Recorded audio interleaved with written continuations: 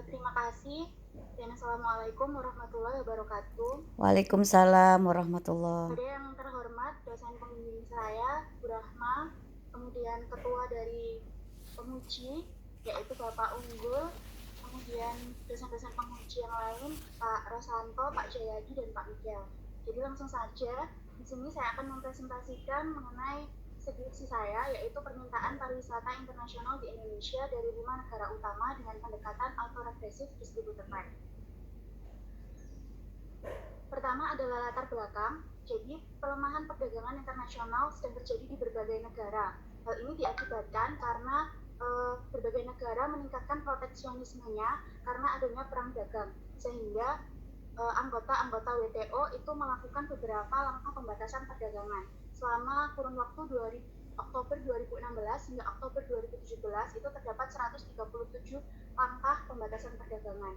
Selain dikarenakan adanya perang dagang, perlambatan perdagangan internasional juga dikarenakan adanya volume perdagangan negara maju yang melambat seiring dengan melemahnya perekonomian Eropa dan Jepang, sehingga ini mempengaruhi neraca transaksi berjalan suatu negara yang harus segera dipulihkan dengan melalui sektor jasa, yaitu pariwisata. Nah, UNWTO meramalkan bahwa pariwisata dunia itu akan tumbuh sebesar 3,8% setelah krisis keuangan. Namun, pada kenyataannya di tahun 2017, sektor pariwisata di dunia tumbuh sekitar 7% dengan 1.326 juta kunjungan pada tahun 2017 dan menerima pendapatan dari sektor pariwisata sebesar 1.340 miliar US dollar atau setara dengan 18.000 triliun rupiah. Lalu Asia Pasifik itu merupakan salah satu kawasan dengan kunjungan wisatawan terbesar di dunia setelah Eropa. Jadi, kunjungan wisatawan mancanegara di Asia Pasifik itu tumbuh sebesar 6% di tahun 2017 atau setara dengan 323 juta kunjungan. Dan pendapatan dari sektor pariwisata sebesar 390 miliar US dollar atau setara dengan 5.000 triliun rupiah. Indonesia sebagai salah satu negara di Asia Pasifik harus memanfaatkan momentum pertumbuhan pariwisata ini dengan baik. Kunjungan wisatawan mancanegara di Indonesia itu terus mengalami peningkatan setiap tahunnya. Pariwisata Indonesia didominasi oleh wisatawan mancanegara baik dari negara anggota ASEAN maupun dari negara non-anggota ASEAN. Dari negara ASEAN didominasi oleh Malaysia dengan 2,1 juta kunjungan, Singapura 1,5 juta kunjungan, Filipina sekitar 300 juta kunjungan, Thailand 300.000 kunjungan, Thailand 100.000 kunjungan, dan Vietnam 70.000 kunjungan. Kemudian untuk non-negara ASEAN itu Cina Tiongkok mendominasi sebesar 2 juta kunjungan, Australia 1,2 juta kunjungan, Timor Leste 900 juta kunjungan, Jepang 570.000 kunjungan, dan India 530.000 kunjungan. Peningkatan dari kunjungan wisatawan mancanegara di Indonesia ini masih memiliki masalah, yaitu tidak tercapainya target yang telah ditetapkan oleh Kementerian Pariwisata Republik Indonesia. Jadi tahun 2016 Kementerian Pariwisata Republik Indonesia itu menargetkan 12 juta kunjungan, namun realisasinya hanya 11,5 juta kunjungan. Tahun 2017 ditargetkan 15 juta kunjungan dan realisasinya hanya 14 juta kunjungan. Tahun 2018 itu ditargetkan 17 juta kunjungan, namun realisasinya hanya 15,8 juta kunjungan. Kemudian tahun 2019 itu ditargetkan 20 juta kunjungan dengan 1,5 juta kunjungan per bulan.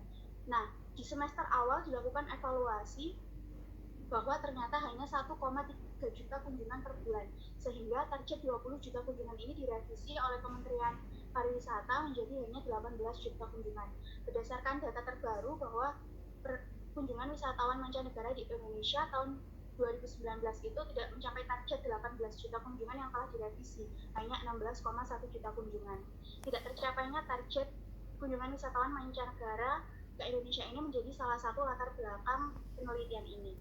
Tujuan dari penelitian ini adalah untuk menganalisis permintaan pariwisata internasional di Indonesia dari 5 negara utama, yaitu Malaysia, Singapura, Australia, Jepang, Filipina, baik dalam jangka pendek maupun jangka panjang. Kontribusi dari penelitian ini Yang pertama yaitu mengestimasi 5 negara secara satu persatu sehingga hasilnya dapat diidentifikasi secara khusus.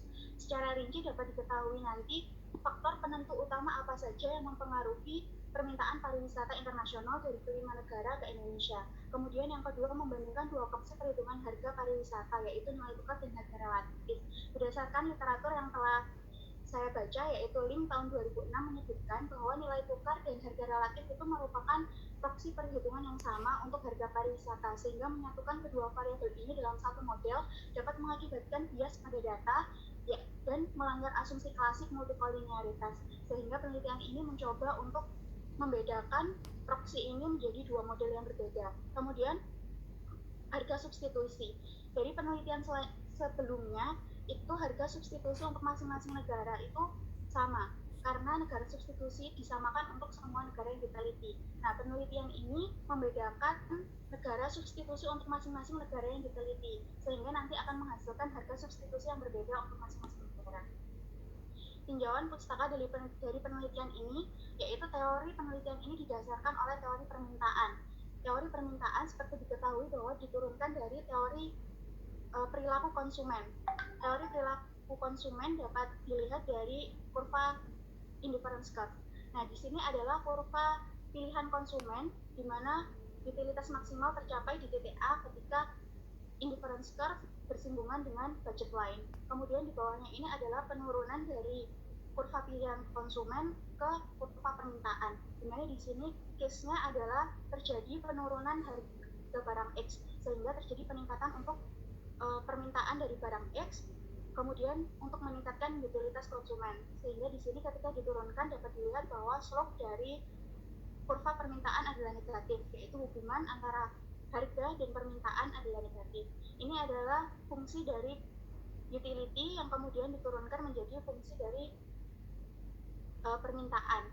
Ini adalah permintaan yang digunakan dalam penelitian ini, di mana harga relatif ini adalah rumusnya. Sebenarnya ada suatu indeks yaitu TPI, Tourist Price Index, namun TPI ini tidak tersedia untuk semua negara dan pada waktu tertentu, sehingga sulit untuk didapatkan. Maka relative price merupakan salah satu alternatif yang dapat digunakan untuk menghitung biaya hidup di destinasi alternatif. Peningkatan harga relatif berarti adanya peningkatan inflasi di negara destinasi atau adanya apresiasi nilai tukar di negara tujuan wisata. Ini merupakan case dari nilai tukar, di mana misalkan Kanada ini merupakan pengekspor pariwisata dan US merupakan pengimpor pariwisata. Artinya Kanada adalah negara tujuan dan US adalah negara origin atau negara asal. Nah, kemudian awalnya equilibrium ada di titik E, karena ada depresiasi, maka US akan mengalami peningkatan terapresiasi, kemudian akan meningkatkan permintaan pariwisata di Kanada, sehingga akan menciptakan equilibrium baru di titik E1, di mana harganya adalah P2 dengan kuantitas yang diminta adalah Q2.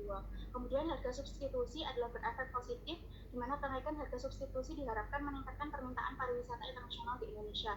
Kemudian pendapatan, menurut Medford dan Payne, pendapatan dapat dihitung melalui proksi-proksi yang banyak, terdiri dari bisa menggunakan pendapatan per kapita, disposable income, GNP, atau GDP. Kenaikan dari pendapatan diharapkan dapat meningkatkan permintaan pariwisata. Kemudian branding dan promosi, menurut Crouch tahun 1995, branding dan promosi ini masih memiliki efek yang samar, kadang dapat positif, kadang dapat negatif. Efek negatif dari branding dan promosi ini diindikasikan karena adanya lag dari branding dan promosi yang dilakukan, karena efeknya tidak dirasakan secara langsung. Ini adalah rangkuman dari penelitian terdahulu, di mana ada Divisi Kera tahun 2006 ini meneliti tentang dampak dari promosi terhadap permintaan pariwisata itu berbeda untuk berbagai negara yang diteliti. Kemudian Song Li Pei tahun 2010 ini membandingkan proksi untuk dependent variable, yaitu kedatangan dan pengeluaran wisatawan, dan hasilnya kedua ukuran itu cukup baik untuk digunakan. Kemudian Habibie tahun 2011 itu menganalisis penentu permintaan pariwisata utama di Malaysia, Tavares itu di Brazil, dan Martins itu di tingkat dunia. Metode penelitian. Penelitian ini menggunakan data time series tahun 2007 kuartal 1 hingga 2017 kuartal 4 Ini adalah sumber data yang didapatkan dari masing-masing variabel. Kemudian ini adalah proksi perhitungan untuk masing-masing variabel. Di sini harga substitusi ada pembobot. Pembobotnya merupakan tourist arrival dari negara origin ke negara J, yaitu negara destinasi alternatif, dibagi dengan sum dari tourist arrival IJT, yaitu terdiri dari 3 negara.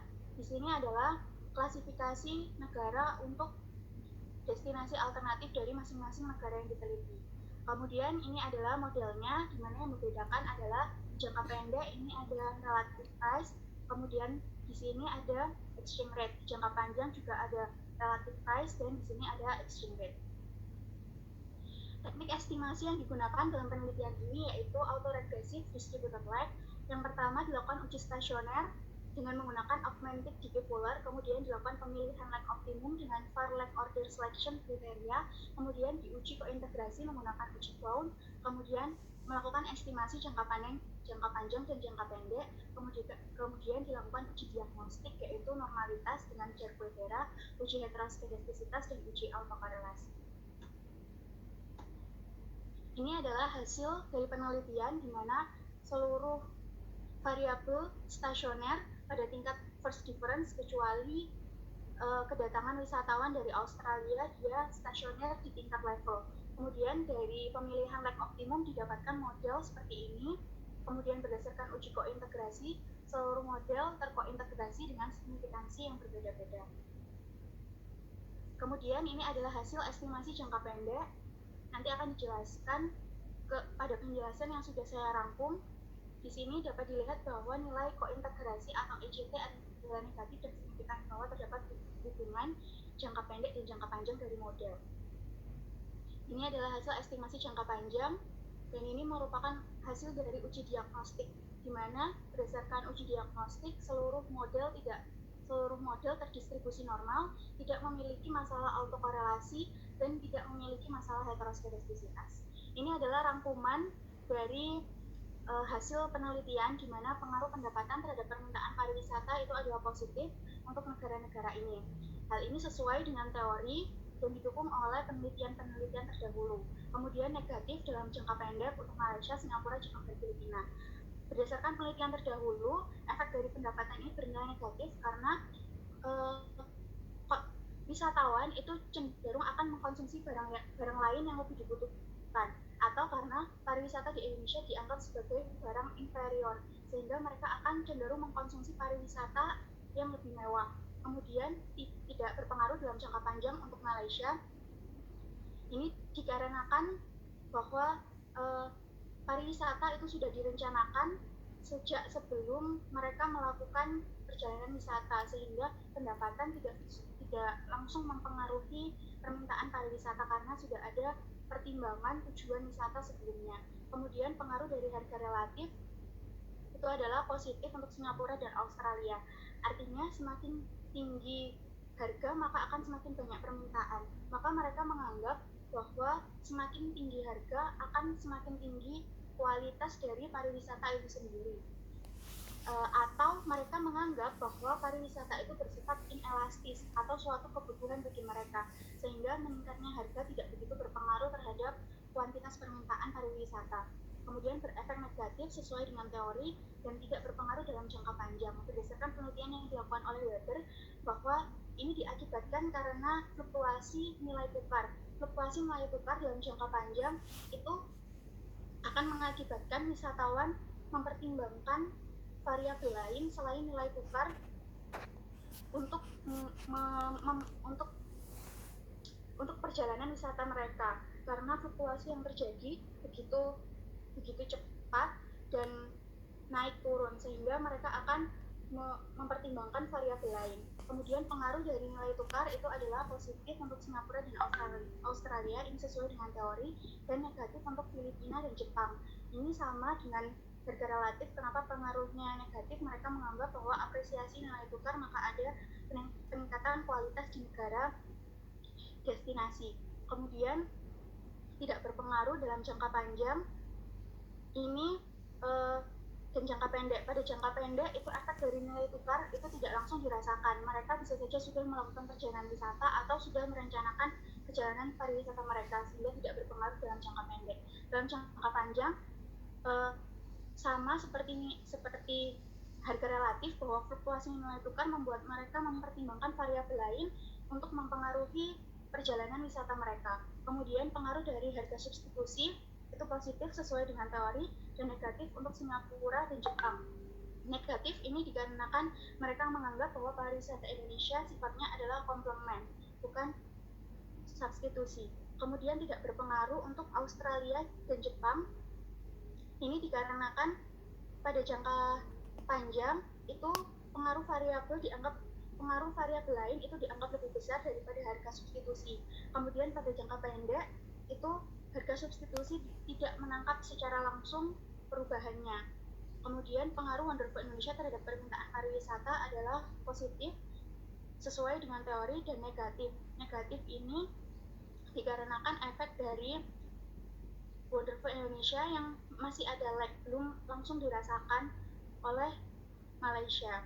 Kemudian tidak berpengaruh untuk Australia, Jepang, dan Singapura.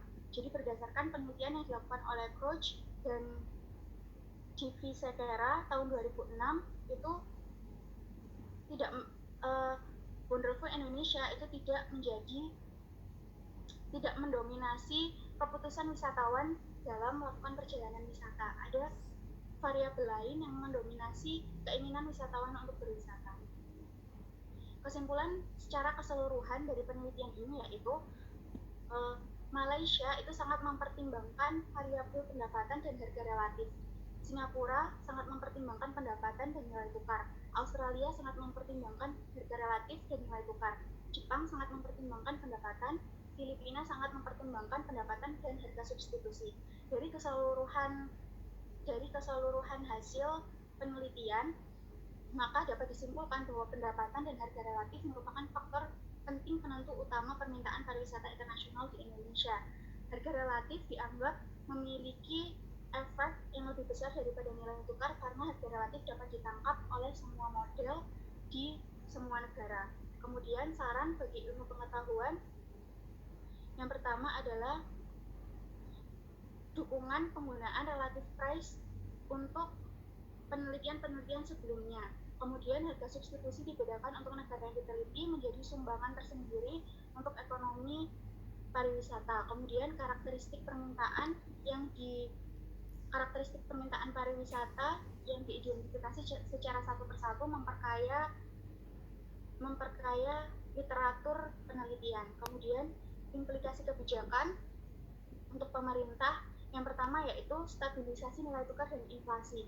Jadi inflasi harus terus dijaga dengan menjaga inflation targeting dan menargetkan range untuk nilai tukar yang tepat sehingga dapat diambil suatu kebijakan yang tepat dari otoritas moneter. Kemudian evaluasi dan inovasi dari Wonderful Indonesia harus terus dilakukan serta melakukan perluasan ke negara-negara yang belum tersentuh oleh Wonderful Indonesia dan mungkin belum mengenal Wonderful Indonesia. Kemudian adanya peningkatan teknologi harus dimanfaatkan untuk promosi Wonderful Indonesia. Untuk penelitian selanjutnya diharapkan untuk menggunakan observasi yang lebih panjang, kemudian memasukkan Tiongkok dan Timor Leste, kemudian proksi permintaan mungkin dapat diubah menjadi pengeluaran wisatawan, kemudian proksi pendapatan juga dapat dilakukan dengan proksi pendapatan yang lebih smooth, misalnya disposable income. Kemudian negara substitusi mungkin berasal dari luar Asia Tenggara. Keterbatasan dari studi ini hanya menggunakan 44 observasi, tidak memasukkan Tiongkok dan Timor Leste. Kemudian proksi permintaan yang umum digunakan yaitu perlindungan wisatawan, pendapatan menggunakan PDB dirasa kurang smooth, kemudian negara substitusi hanya berasal dari Asia Tenggara. Demikian presentasi dari saya, terima kasih.